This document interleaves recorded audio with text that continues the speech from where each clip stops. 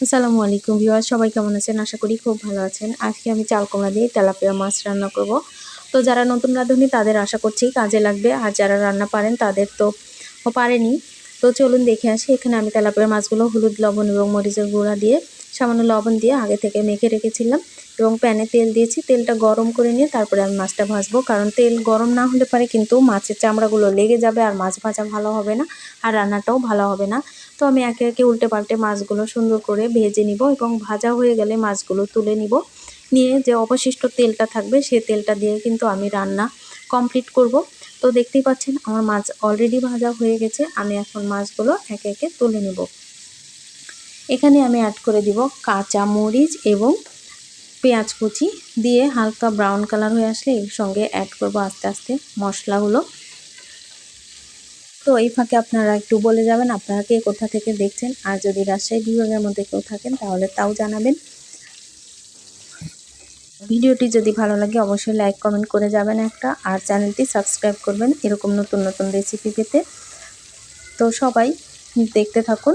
এখানে আমি কাঁচা পেঁয়াজ এবং কাঁচা মরিচ দিচ্ছি, দিয়ে এটা হালকা ব্রাউন কালার হয়ে আসলে এর সঙ্গে কিন্তু আমি একটু গোটা জিরা দিয়েছি, চাইলে আপনারা গোড়া জিরা ব্যবহার করতে পারেন। এখানে দিচ্ছি আদা রসুন বাটা, হলুদ গুঁড়া, মরিচ গুঁড়া এবং ধনিয়ার গুঁড়া। সবগুলো দিয়ে সুন্দর করে হালকা করে মশলাটা কষে নিলাম। অল্প সামান্য পানি দিয়ে মশলা কষালে মশলা কষানোটা ভালো হয় এবং যে কাঁচা একটা স্মেল থাকে সেই স্মেলটা কিন্তু চলে যায়। তো দেখতে পাচ্ছেন এখানে আমি লবণ দিয়ে দিচ্ছি পরিমাণ মতো, আপনারা আপনাদের স্বাদ মতো লবণ দিবেন। দিয়ে মশলা সুন্দর করে কষিয়ে নিলাম। মশলা কষানো হলে তবে তরকারিটা কিন্তু খেতে ভালো হয়। আরও সামান্য পানি দিলাম যাতে মশলার একদমই কাঁচা গন্ধটা না থাকে। এরপরে আমি আগে থেকে যে চাল কুমড়াগুলো ধুয়ে কেটে পরিষ্কার করে রেখেছিলাম সেগুলো এখানে আমি দিয়ে দিব। দিয়ে সুন্দর করে কষিয়ে নিব মশলা এবং চাল কুমড়াগুলো কষাতে কষাতে যাতে চাল কুমড়াগুলো সেদ্ধ হয়ে যায় সেভাবে আমি কষাবো একটু সময় নিয়ে, কারণ মশলা ভালো করে না কষালে পারে রান্নাটা ভালো হয় না।